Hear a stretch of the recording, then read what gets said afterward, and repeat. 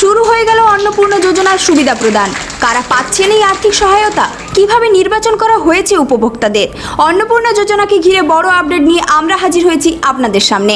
যে প্রকল্প নিয়ে গত কয়েকদিন ধরে রাজ্য জুড়ে চলছে জোর চর্চা, সেই অন্নপূর্ণা যোজনার উপভোক্তাদের হাতে আজ আনুষ্ঠানিকভাবে তুলে দেওয়া হলো সার্টিফিকেট। রাজ্যের বিভিন্ন জেলার পাশাপাশি বাঁকুড়াতেও অন্নপূর্ণা যোজনাকে কেন্দ্র করে বিশেষ অনুষ্ঠানের আয়োজন করা হয়। বাঁকুড়া প্রশাসনিক ভবনে আয়োজিত এই অনুষ্ঠানে উপস্থিত ছিলেন বাঁকুড়ার বিধায়ক নীলাদ্রি শেখর দানা সহ প্রশাসনের একাধিক আধিকারিকরা। অনুষ্ঠানে অন্নপূর্ণা যোজনার জন্য নির্বাচিত প্রায় 100 জন উপভোক্তাকে আমন্ত্রণ জানানো হয়। তাদের হাতে আনুষ্ঠানিকভাবে সার্টিফিকেট তুলে দেন উপস্থিত অতিথিরা। সার্টিফিকেট হাতে পেয়ে উচ্ছ্বাস দেখা যায় উপভোক্তাদের মধ্যে।